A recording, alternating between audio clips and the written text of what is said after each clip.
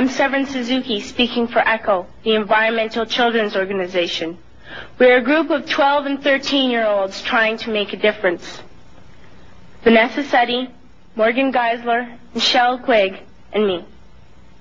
We've raised all the money to come here ourselves, to come 5,000 miles to tell you adults you must change your ways. Coming up here today, I have no hidden agenda. I am fighting for my future. Losing my future is not like losing an election or a few points on the stock market. I am here to speak for all generations to come. I am here to speak for the countless animals dying across this planet because they have nowhere left to go. I am afraid to go out in the sun now because of the holes in our ozone. I am afraid to breathe the air because I don't know what chemicals are in it. I used to go fishing in Vancouver, my home, with my dad, until just a few years ago we found the fish full of cancers. And now we hear of animals and plants going extinct, every day vanishing forever. In my life, I have dreamt of seeing the great herds of wild animals, jungles and rainforests full of birds and butterflies. But now I wonder if they will even exist for my children to see. Did you have to worry of these things when you were my age?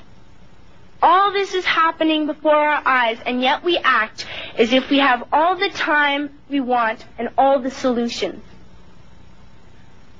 I'm only a child, and I don't have all the solutions. But I want you to realize, neither do you. You don't know how to fix the holes in our ozone layer. You don't know how to bring the salmon back up in a dead stream. You don't know how to bring back an animal now extinct. And you can't bring back the forest that once grew where there is now a desert. If you don't know how to fix it, please stop breaking it. Here, you may be delegates of your government, business people, organizers, reporters, or politicians, but really, your mothers and fathers, sisters and brothers, aunts and uncles, and all of you are someone's child. I'm only a child, yet I know we are all part of a family, 5 billion strong. In fact, 30 million species strong. And borders and governments will never change that. I'm only a child, yet I know we are all in this together and should act as one single world towards one single goal. In my anger, I am not blind, and in my fear, I am not afraid of telling the world how I feel. In my country, we make so much waste. We buy and throw away, buy and throw away, buy and throw away, and yet northern countries will not share with the needy. Even when we have more than enough, we are afraid to share.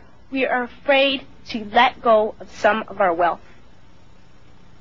In Canada, we live the privileged life, with plenty of food, water, and shelter. We have watches, bicycles, computers, and television sets. The list could go on for 2 days. 2 days ago, here in Brazil, we were shocked when we spent time with some children living on the streets. This is what one child told us. I wish I was rich. And if I were, I would give all the street children food, clothes, medicines, shelter, and love and affection. If a child on the streets who has nothing is willing to share, why are we who have everything still so greedy? I can't stop thinking that these are children my own age, that it makes a tremendous difference where you are born. That I could be one of those children living in the favelas of Rio. I could be a child starving in Somalia, or a victim of war in the Middle East, or a beggar in India. I am only a child, yet I know if all the money spent on war was spent on finding environmental answers, ending poverty, and finding treaties, what a wonderful place this earth would be. At school, even in kindergarten, you teach us how to behave in the world. You teach us not to fight with others, to work things out, to respect others, to clean up our mess, not to hurt other creatures, to share, not be greedy. Then why do you go out and do the things you tell us not to do? Do not forget why you are attending these conferences, who you're doing this for. We are your own children.